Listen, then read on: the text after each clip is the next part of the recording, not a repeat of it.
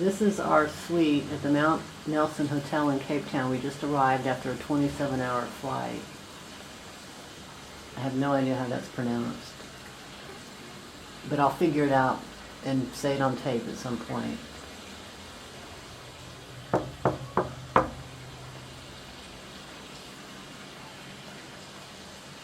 Brant.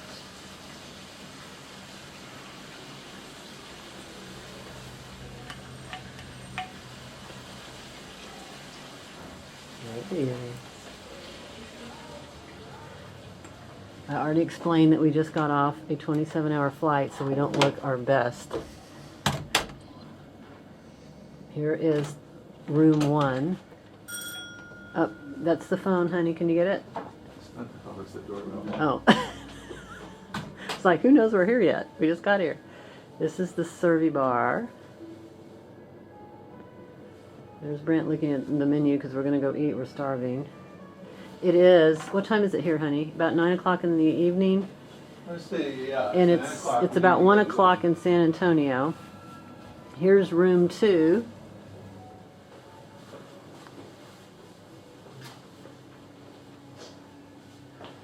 Tub.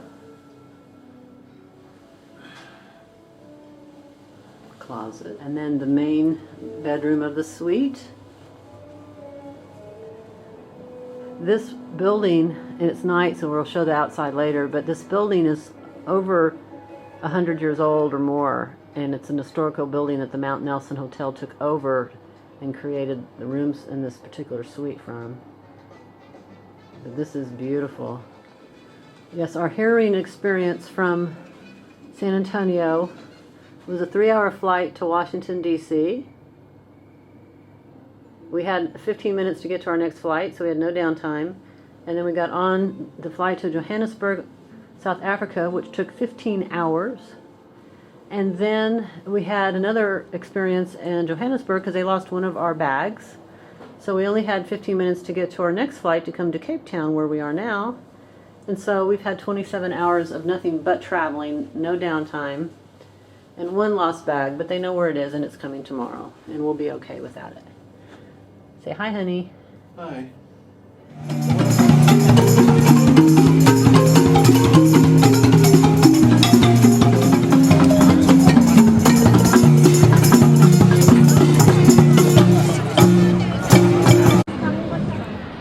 Say, tell everybody where we are, Holly. We're in Watertown, in Capetown, which is their nice area by the waterfront. There's malls and shopping and restaurants, and it's really gorgeous. What country are we in, Holly? Africa. Sorry, I thought that was kind of obvious.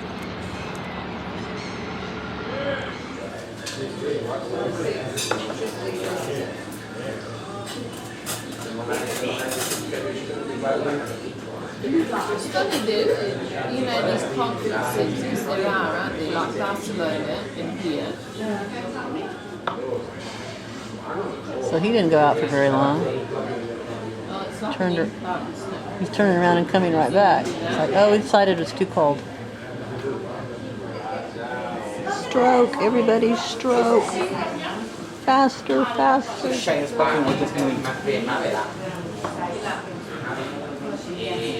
Come on, you can do it. Faster.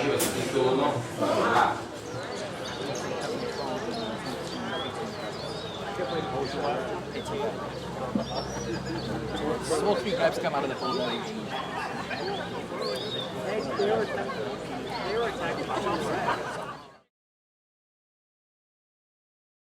Something, Holly. I didn't know you had it on. What are we waiting for? A cheetah. Some cheetahs are supposed to be coming any day, any minute now. Okay. So I'm watching my back.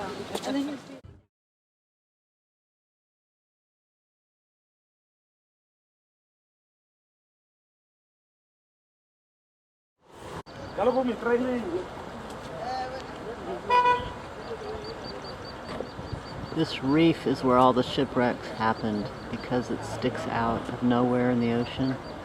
So when they were rounding the Cape, most of the ships got caught on this reef here out in the middle. There's Holly.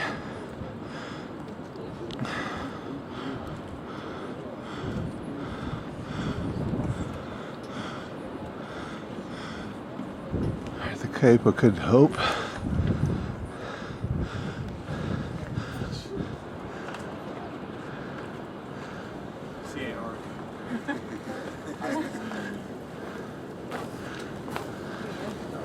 Okay, Holly, did it wake you up? I'm officially awake now. Okay.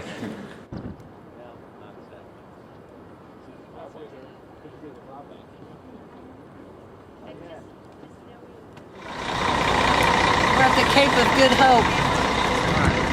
It's the most southwestern point of Africa, where they had all the shipwrecks, people coming over from the east trying to find passage to the west and vice versa. We're going to find the sign that everybody wants to take a picture by over there.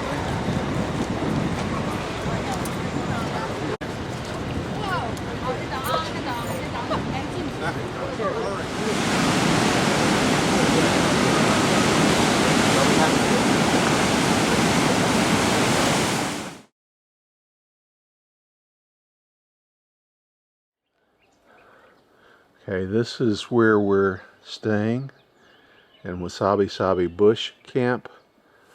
Right out there is elephants, lions. Once you pass that grassy area, it's danger.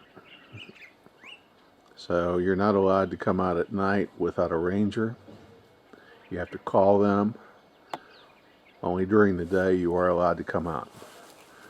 Holly's already inside. This is really, really cool.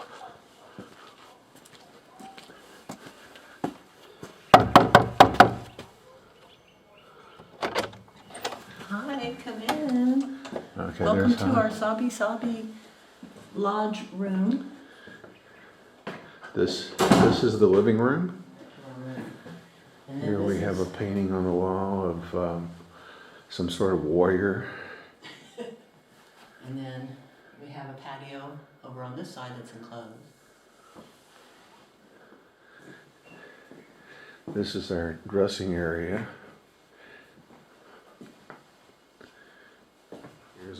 Here's our bathroom. Within 20 minutes, we've got to go out on safari.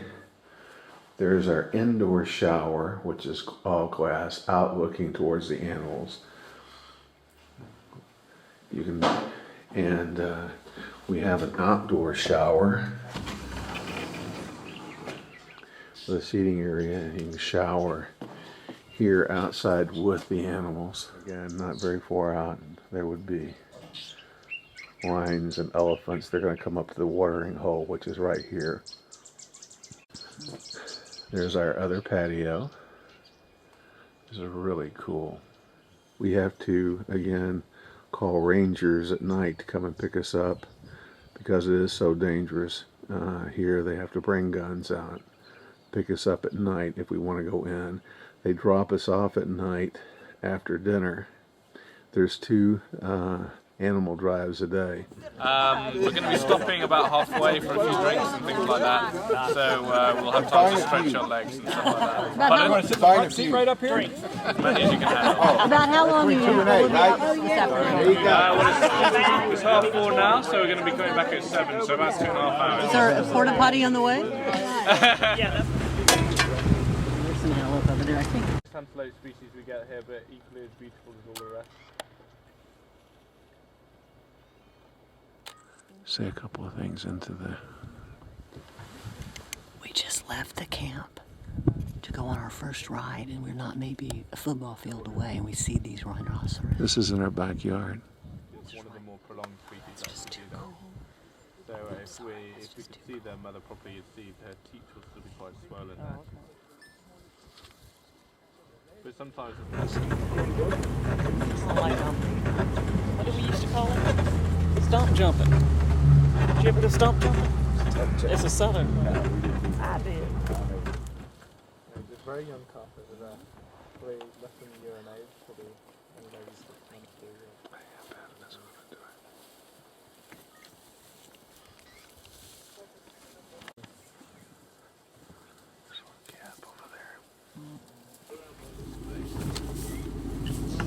Yeah, try to turn that flash on. Nope. Yeah.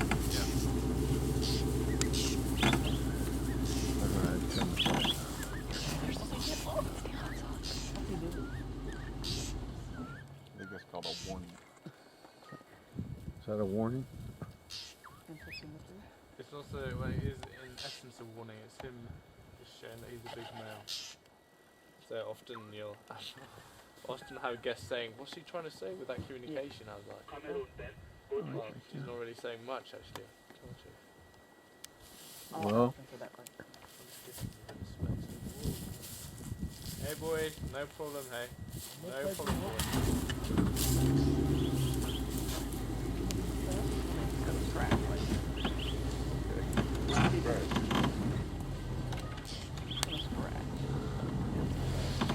I almost had my YouTube moment. well, yeah. Will knows what he's doing, honey.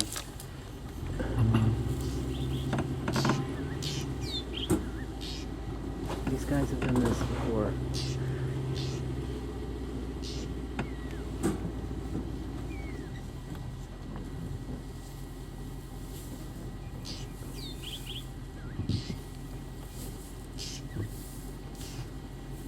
And my daughter with a Scott and Yow,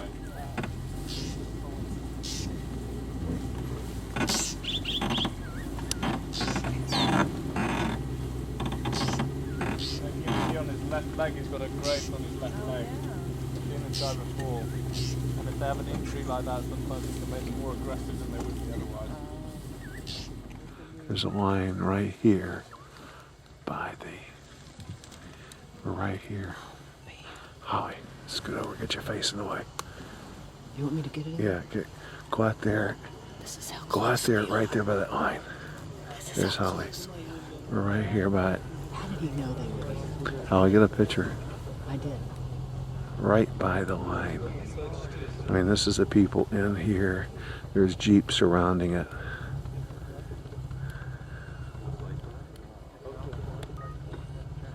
Actually, the Jeeps are surrounding it.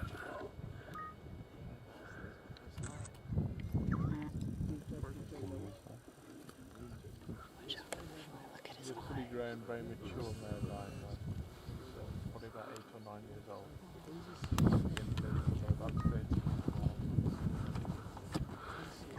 We're right here by him.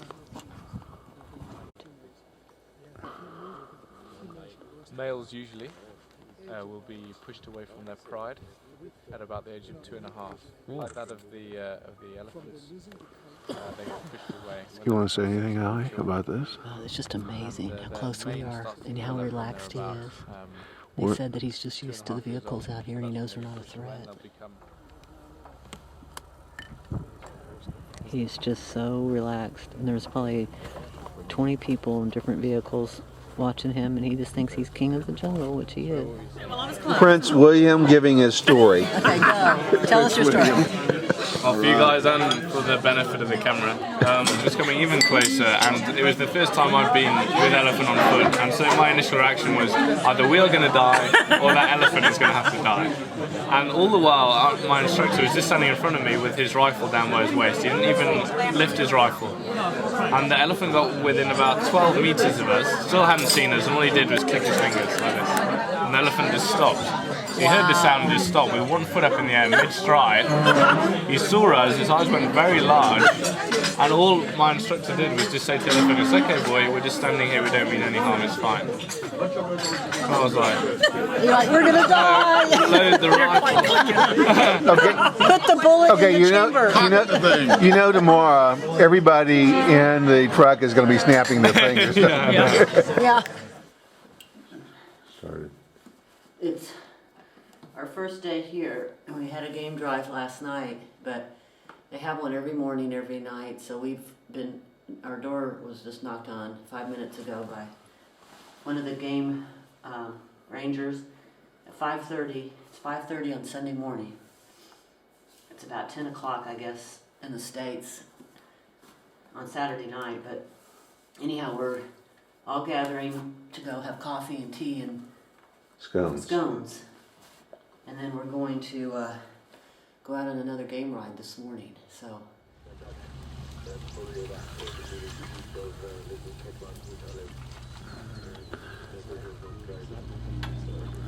Pardon? No, she's free roaming, so she's just taking a rest now. The other fast.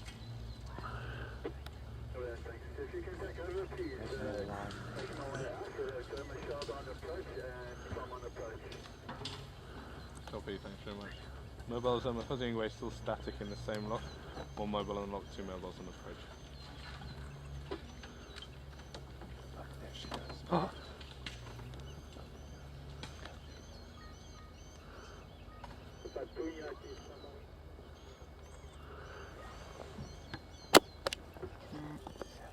Probably just comes straight east from Squirrel Boundary where it meets this company.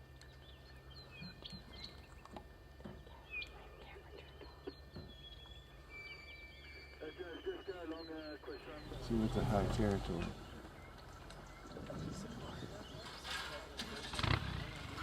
Fuzzying waves becomes static on top of this. You can get a lot of pictures. Here, you take this and I'm going to get him.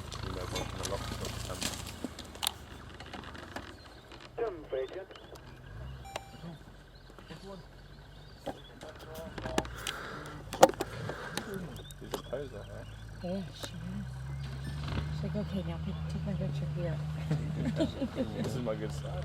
We stopped here to have some coffee and tea. It's about 7:45 in the morning. We've been out for 2 hours. They're setting up our little tea and coffee thing. Keep proposing. It's like they had to get on cue. Poor dog. You can actually sex the males and females by looking at their face. They're called warthogs because they have warts on their face.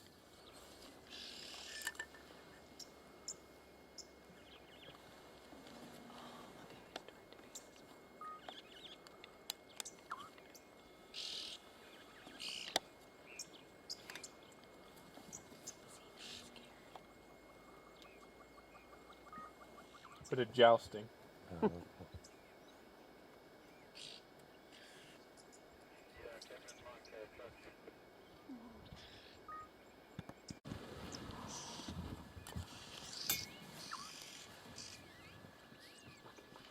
On bigger game, or game that has short coats or no coat whatsoever, but is still parasitized by ticks and mice. And those are the Okay, guys so they'll that do take that. the parasites off. Every so often it's just there. Unfortunately, the numbers aren't very high in Kruger National Park, so you don't see a huge quantity.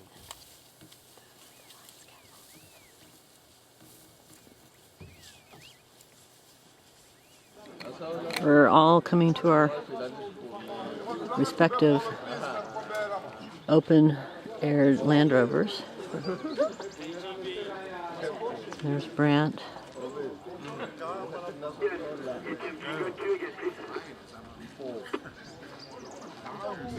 Yeah, you get the cold spot. Well, I drive. Sure, Yeah. yeah, that's right up. We'll go Okay, I'll take You the sit, middle you seat. sit in the middle back here. Yeah, Will. I'll keep Leslie company.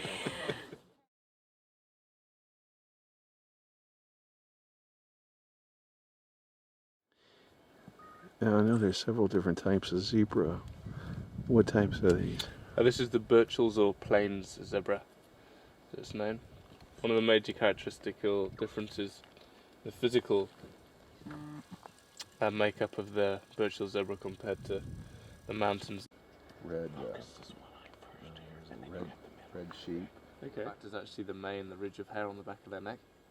They've got a digestive system which you call their hindgut fermenters. They're in the same category as elephant, as rhino, as hippo, and they produce a lot of that excess gas, so they always look quite swollen and quite bloated. So as a result, the only time you know if they're in poor condition is because they have a ridge of fat that holds their mane standing up straight, and that's the last fat reserve that actually gets used when they're in poor condition. Who's their predator? Is it pretty much any major aggressive predator? Mainly lion will be their main predator.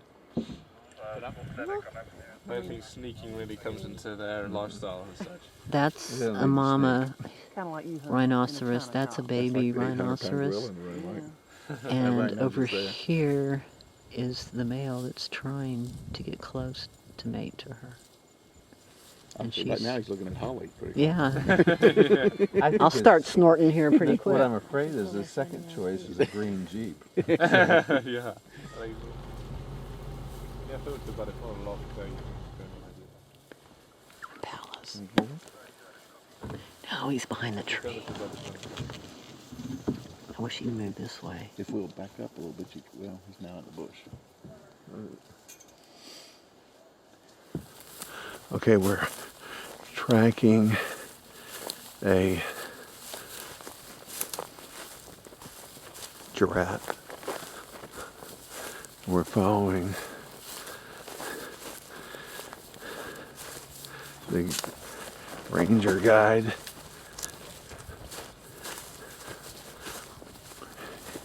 Have to stay in fairly close proximity, a little out of line in the area. Leopards.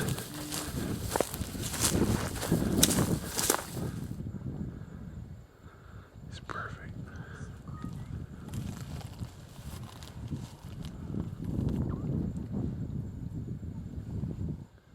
Then they have to lift their head back up again. They've got two organs, one in their spine and one just below their brain as well, which helps with the release of blood from and to the brain once they've got their head down. So as when they put their head down, that sponge in the neck will then fill with blood and slowly release blood down towards the sponge just below the brain. And then that sponge will slowly release blood towards the brain as well, so they don't get a rush of blood to the head. And the reverse happens when they put their neck up, or else they get like a head rush. Get dizzy.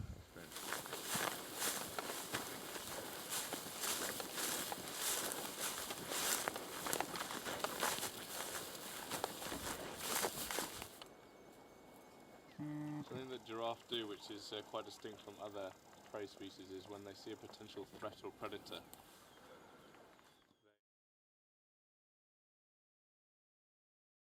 don't try anything. A kick from a giraffe is potentially fatal to anything, really. Our instructor's wife was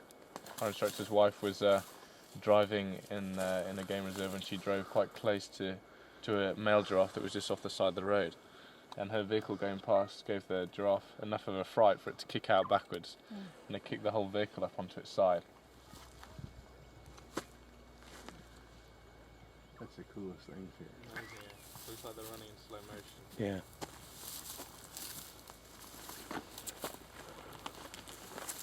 They're very, very tight around those blood vessels to make sure that none of the blood pools in the legs and keeps around the main organs as well. Or else they'd have a big problem.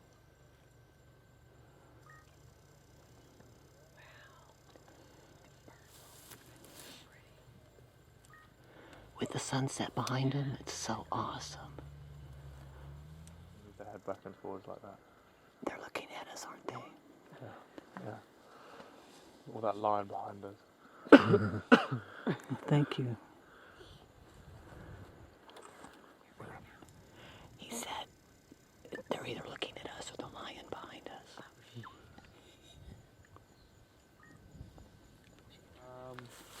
Sure, He's right behind us. He's around here somewhere. He's probably stalking us. We love it when our ranger makes us feel at ease. They're still looking at us like, no, Yeah, they're they still are. there.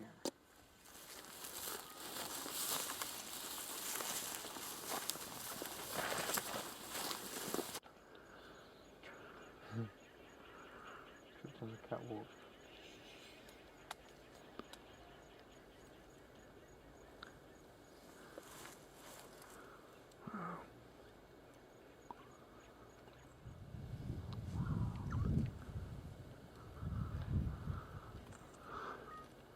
Almost like something you see in Africa, right? You close your eyes, you can actually imagine you're in Africa.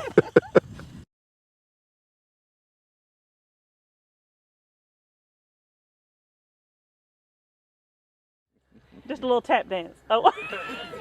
This is our tracker, believe it or not. It's kind of scary, isn't it? Somebody did a little pot while we were going. Solly can smoke whatever he wants if he keeps finding what he found today. He's doing jigga jigga out there. Jigga jigga, jigga jigga. It's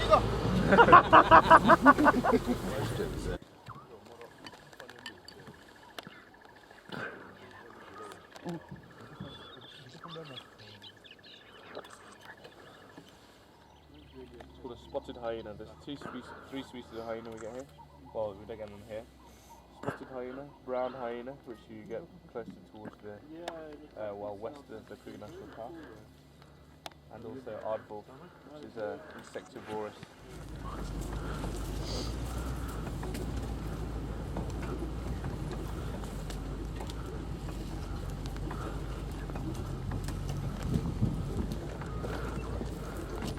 No, he's smelling it.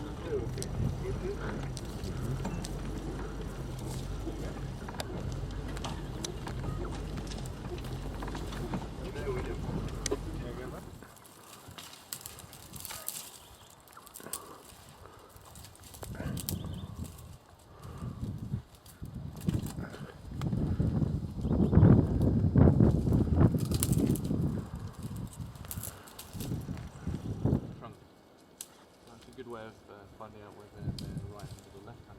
Just like us, they have what you call a slave tusk and a master tusk. And their slave tusk is the tusk that they use to pull bark off trees like the other. These are about 10 feet from us right now. They're That was being very passive. They're both males. But they can be very aggressive if they feel threatened.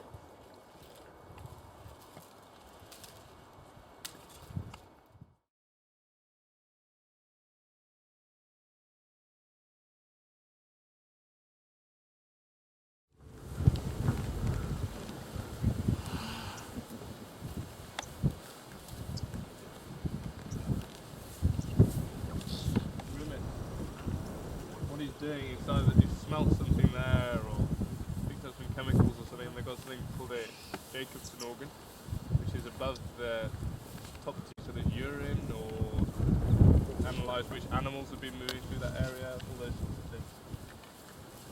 And if the male samples a female's urine, he'll be able to find.